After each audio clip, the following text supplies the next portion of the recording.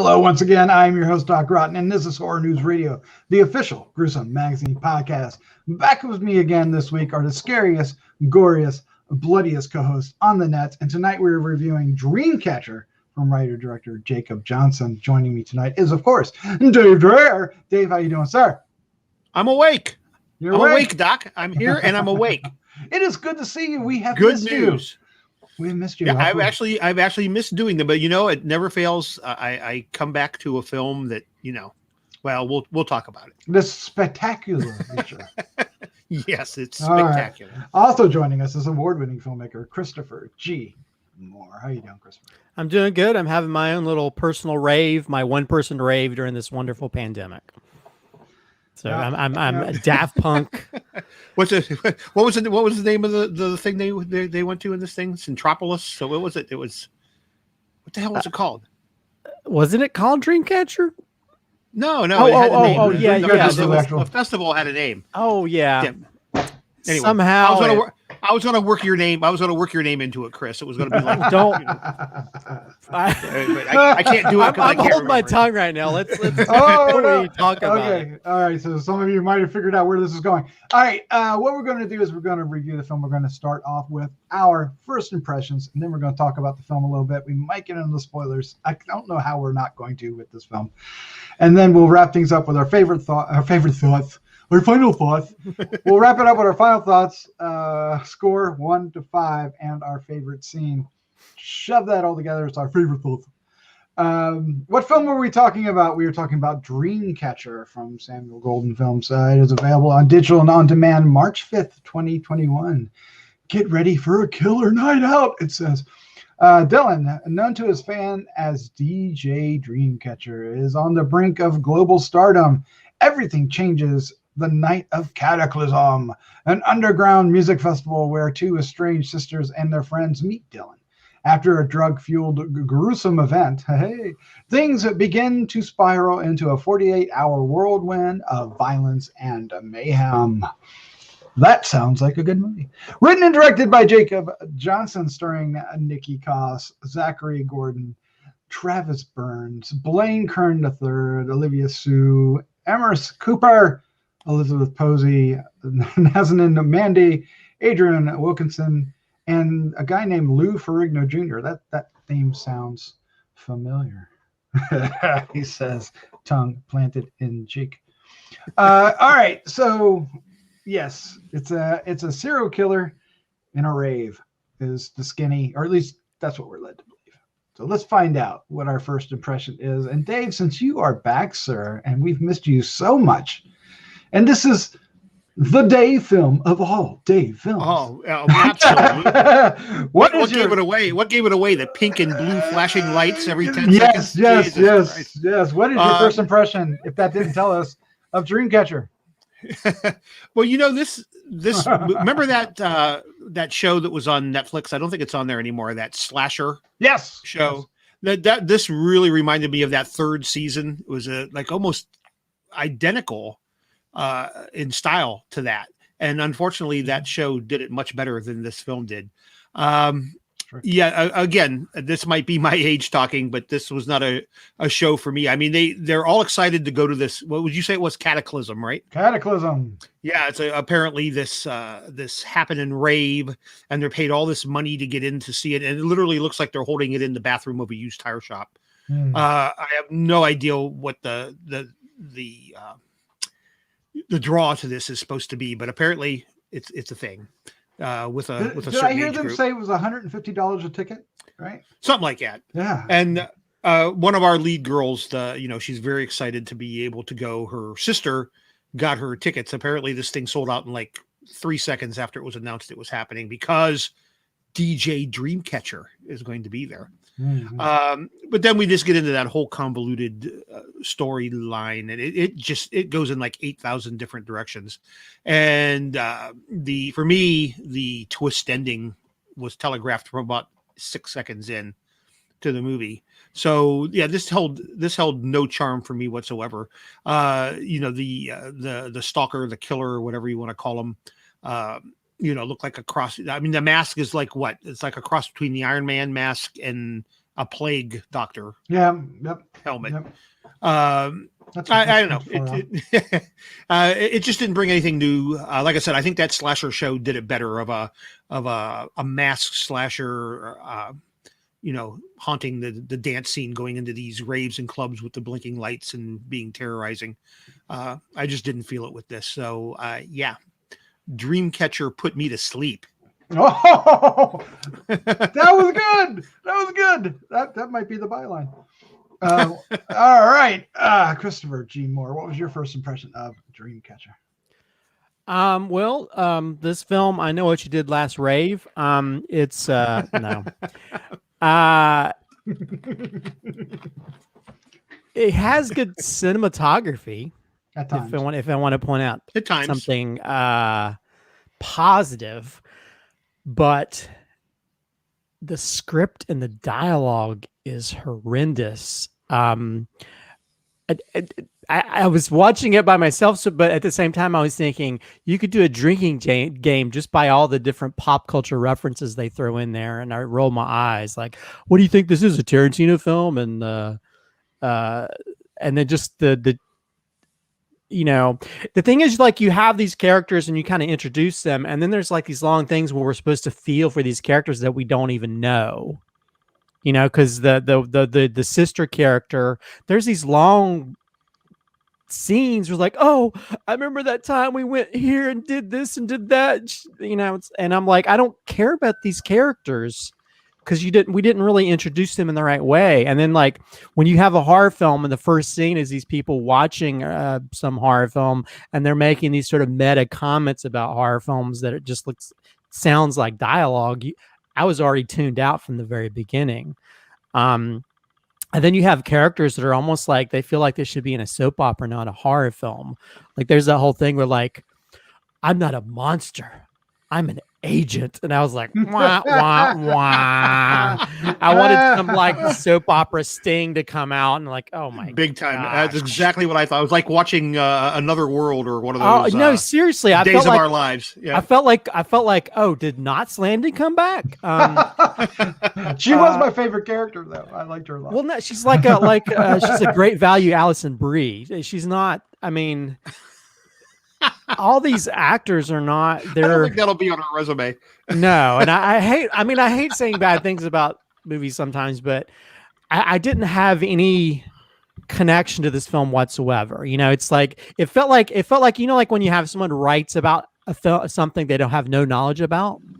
I felt like this person, maybe they've been to raves or been to these type of things like Daft Punk or a lot of these big name DJs. This felt like somebody writing something they don't know. Because even the very beginning, they have this one thing where the girl's talking on the cell phone for like, I feel like 2 hours. Like, oh, Steve Aoki, who's like a famous DJ, and he names all these name dropping, like, acts like I know what I'm talking about. It's like, just get straight into it, And then, like, I felt like the mask was almost like a melted version of the Phantom in Paradise mask,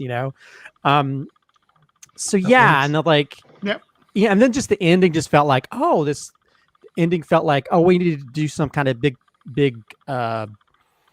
thing like Scream or something. We need to figure out some way to add some kind of oomph to this, so it's not like a traditional slasher film. And even the deaths are very uninspired. They're very similar, just mostly people getting stabbed, and and they can throw all this sort of like drug acidy imagery in scenes.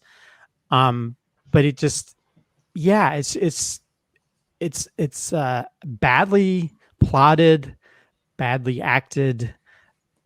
The dialogue is just like overtly soap opera-ish at times, and maybe the actors, they had to work with the dialogue they're giving, and you really can't do much when it's so like on the nose, because there's like, I think there's a scene where the friend of the one of the girls at the very beginning, when they're on the couch, like, it's like, I don't want to go to this rave where I'm sitting next to all these white girls taking drugs. It just seemed like, yeah, it seemed like somebody trying to be witty with the dialogue, and it doesn't work. So yeah, this whole film, I'm like, is a little bit of a mess, to where I wasn't invested from the get-go, and And I mean, the main thing I was looking forward to is hoping for the end credits to pop up at some point. No.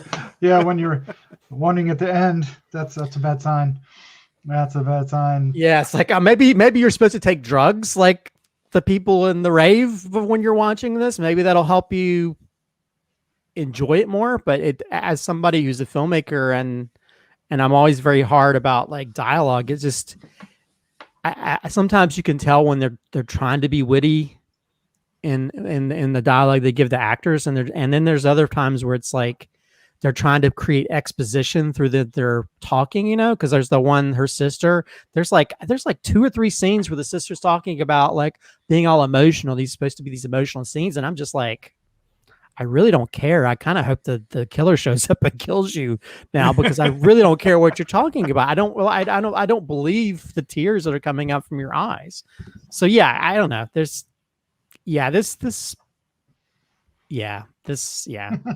I'll stop. Oh no, Dreamcatcher 2, Crocodile Tears. All right, this movie is a little bit. No, it's a lot of a mess. I was actually kind of looking forward to this. I thought there was a chance from the trailer that they could do something innovative and interesting and in a location that isn't often used. Yes, we do have at least one thing that we know that it's used from, but this was going to take it a little bit different, and it felt like it was going to be like an old-fashioned slasher where who the killer actually is out of this big group of people, including the DJs and the agents and all these other people. Which one is it, right? Which one is the killer? And it just falls apart. I didn't realize how bad the dialogue was until you started pointing it out, Christopher. And it's a bit horrendous. And I would say the editing's a bit off as well. The film's a bit jerky and uneven and off kilter often. Unfortunately, you don't really care for the characters, and that's a big minus, right? If you don't give a poop about the people you're watching on screen, you're not going to enjoy the film. And there wasn't really anything to bring you in to care about these characters. There are moments that I thought were interesting. There's a scene where it's a drug-induced scene where you see somebody interpreting things, and it was shot interesting. And that was a big part of what the trailer was, which had me curious about the film. And it really was fun. And then they throw a little bit of a curve after that, and then a new character steps in. It's a little unfortunate that new character just kind of pops up right there. So there's some bad structure, or at least, yeah, it's just bad structure, right? It's kind of frustrating, isn't it? It is kind of frustrating. In the end, I made it through the movie. It wasn't quite that bad, Christopher, where I can't wait for the ending. I was invested enough to stick with it and see what was happening. I wasn't wowed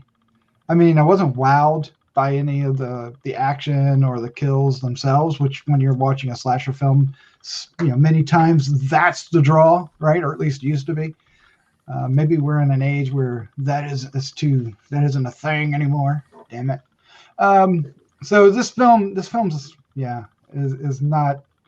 It's going to be on a top 10 list, but it's not going to be on the best. Well, and I think also, I don't know about you guys, I really hate when they try to force jump scares, usually through the music. And they do this like a million times, sometimes 2 or 3 in a row. And I'm like, calm down, okay? You have to build the atmosphere and sometimes get people off kilter to not expect them. But literally, there's somewhere it's like, and then someone else, and then someone else is like, come on, just stop, give up. You're not going to win this battle. Right. It's lazy is what it is. It's just lazy filmmaking. Now, it could have been interwoven. They're in the right environment to weave that kind of tension into the music that's already there, part of the scene, right? And use that to their advantage, even to the point of the absence of it, right? But yeah, it's not a player at all. Well, yeah, I guess one of the the things you usually see in like horror films where people are at like a loud party or a festival. It's always easy for people to like kill someone because they don't hear people screaming and stuff. So you have that opportunity with this kind of story, like if the rave is going on or whatever. But I mean, it's a lot of the kills are just very boring, I say. They're not really anything different or new. Not that it has to be, but with this, it becomes very monotonous after a while when he shows up. They're average kills done poorly is what. Yeah, I mean, other than maybe the first kill where the guy like stomps head, that's pretty. Yeah, the head stomp. Yeah, but other than that, there's really not anything to call home about. It just sort of goes downhill from that point on. Yeah. Now I would say the cast is fine. I don't think it's the cast fault here. I liked the cast for the most part. Some of them I liked quite a bit. I liked the one that you were making fun of earlier, or at least the dialogue, not her herself, but her herself. But our lead girl, the one that plays Pierce, mm-hmm. She's not a particularly good actress. Okay. I'm sorry. All right. Sorry, but she's just not. Fair enough. I mean, some of her stuff, like when she first meets DJ Dreamcatcher, that whole God, back and forth is just horrendous. I mean, that's like high school play horrendous. I was thinking the same thing. I felt like that, like you're at like an acting class and they give you, okay, do this scene together on stage, and that's what it felt like because there was no chemistry.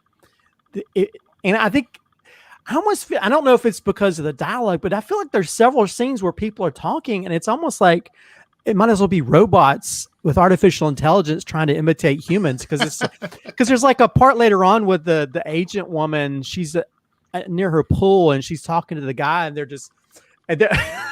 maybe it's the soap opera thing where they have to turn away and talk. It's like, yes, we need to do this or do that. Like, and I was like, oh my God, this is like, what is happening here? I feel like nobody's really paying attention and they're doing their own little spin on things, but it's not a lot of the lines are not delivered well. Yeah, and particularly her. I like the one that played her boyfriend, the one we meet at the beginning, who's there for the scary movie Friday nights and gets talked in. I thought he was good. I'm not sure who he is. What? Yeah. Okay. So I was confused about him too. Was he a brother? At one point, I thought they were twins. No, I think they were just. It's one of those. But then they were friends, and there was it was like really weird. Yeah, it's one of those things. They've been friends since childhood, and he secretly wants her, but they can't because it's like their brother sister kind of relationship instead. I mean, that's how I took it. He was definitely in that zone. Zone. Definitely in the friend zone. Whether it was biological, I thought he was pretty good. I mean, I actually thought he played the role pretty good. I mean, I at least bought his performance as a concerned friend with maybe more interest, but he was about the only one that I thought actually did a decent job. Very uptight. Yeah. I didn't like any of the performances. Didn't at all, huh? And again, maybe I'll blame the dialogue that they had to speak because it just didn't seem believable. None of the stuff that came out their mouths. I mean, even later on, there's a part where the I guess her name is Pierce. She runs into her ex-boyfriend and his new girlfriend, and they're doing these barbs back and forth. The one that's supposed to be a lawyer. Yeah, she's supposed to be. I was like, this dialogue is bad. I thought it was supposed to, okay. So I saw it just a little differently. I thought it was like comedy. Like she was There's supposed nothing to be funny about it. No, it's not delivered in a way that's funny. But I was like, the dialogue is so, like you said, it's so odd. It's trying to be witty. It's trying to be too witty, but it's not. And maybe it's just the way it's written to where people can't deliver it properly. But yeah, a lot of the lines just fell flat. Where I'm like, man, if this were a dartboard, all the things would be in the ceiling. Ceiling. Oh my. Shoot. Yeah, I mean, I blamed a lot of that on myself because I thought, again, the age thing. I'm like, this isn't targeted to me. I was thinking the same thing, to be honest with you. Well, but you don't, but you don't necessarily have to be of a certain age to appreciate good storytelling or dialogue. You don't necessarily have to be in that realm, you know. Like there's a film called Go that taps into the sort of the rave thing that has some really interesting characters that I've never physically been to a rave before. I've had to live vicariously through movies and friends talking about it, but this felt like somebody who didn't have any knowledge about the subject matter, and So it's somebody like me making a movie about a rave is what you're saying. well, right? yeah, So but like me somebody making a movie about like being a cardiac surgeon or something. I just thought I have Right. no idea. You never been at the raves at Dragon Con? Come on. Oh well, yeah, yeah. I mean, I've been to raves at Dragon Con. Yeah, I guess I've been to sort of that. But I'm just saying, I had friends that used to go to raves at like some abandoned building out in the middle of the forest and that kind of thing. I know people have been to those type of things. I've never actually experienced it because I was a very sheltered geek growing up and was too nervous about social situations, which is why I have a life-size Yoda in my living room. But yeah, I went to a few way back in the day. I don't think they were even called raves yet.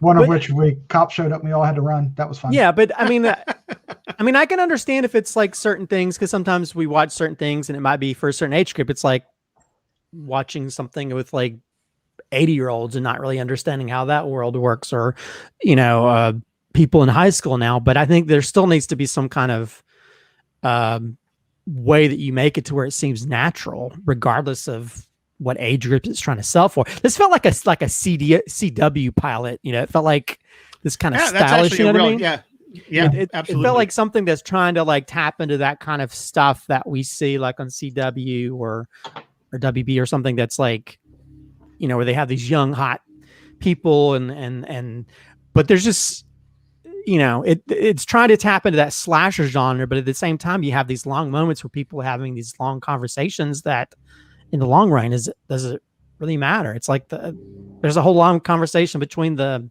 DJ and the guy at the very beginning. I was like, I don't know what I'm supposed to be getting from these conversations, but it's not advancing the plot enough for me to really care what's going on. Yeah, in the end, if you don't care about the people that are in trouble, it's just happening in front of you, and that's it. There's no investment. All right. And if you make it that way, just make the killer like mega interesting and awesome, doing all kinds of crazy kills, and we don't have that either. So really, you don't have anything really that's working on either side of the. You got to compensate somewhere, and this one just doesn't. All right, let's wrap things up with our final thoughts.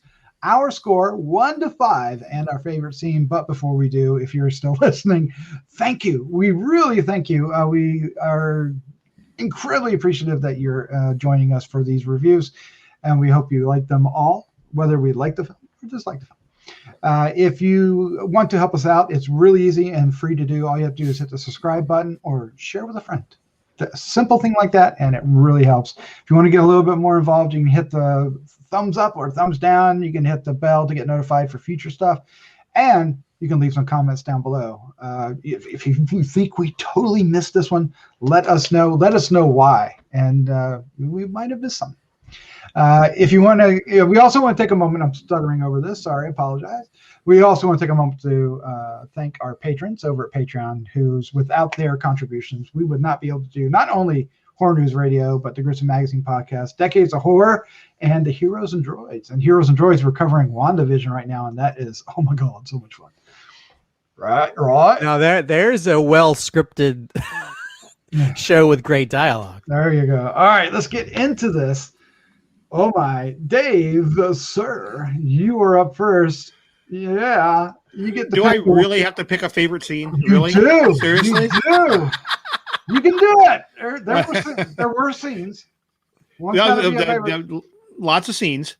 So I don't want to re-go over everything. This is not a good movie. There's not a lot to like here. Not a lot to save it.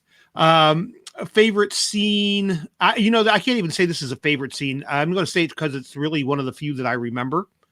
So it's my most memorable scene, perhaps. That'll work. It's not that it's really that good or extraordinary, but the scene where the cataclysmic event occurs and our agent shows up and just Oh, damn exchange you! Damn between you! her and the girl who's a whatever third year legal student and everything. Yes. It's just so bad. I mean, it's just so horrible. There's just nothing really. Yeah, it's just bad. It's really poorly scripted. But it's so bad that I can't stop thinking about it. Okay. So I'm going to go with that. Gets like a 1.75 for me. I mean, they did manage to make it, and not only that, someone bought it and is actually releasing it, so that's got to count for something.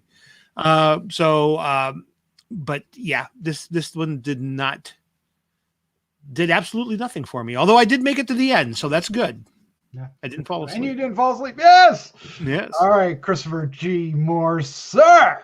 Your final thoughts, your score, and your favorite scene. You can't take the one Dave took because that was my favorite scene, and he took it. Seriously? Yes. Okay. Sorry. Yeah. Yeah, it's a film.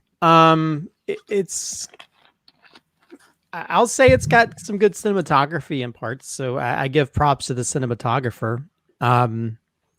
But the rest of it's kind of a mess. It's almost the mess you would have at the end of night of after a rave, having to clean up all the crap that happened afterwards. Because this film is You just made this akin to a sticky floor. Sometimes the truth is a little bit messy. But yeah, it's basically like a bad rave where it's all flash and no substance. And I could sort of see what they're trying to go for, trying to create an iconic type horror, villain and that kind of thing with the mask. But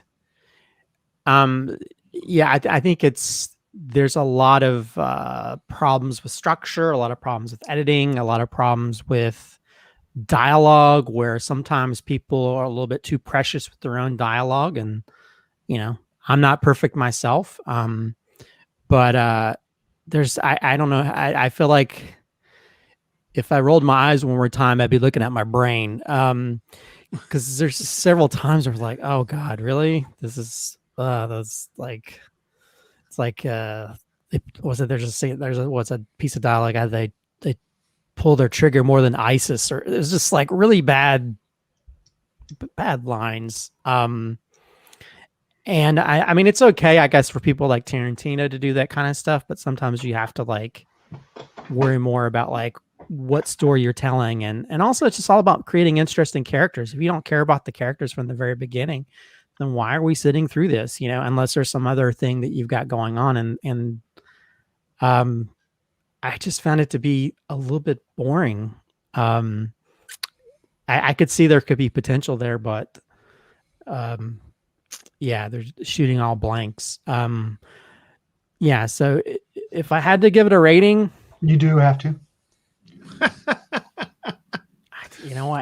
This is my least favorite film I've seen in a while, to be honest. I'll give it a 1.5. I will go lower than Dave. Okay, all right. I'm not gonna go low because I'll give it a 1.5 just for cinematography.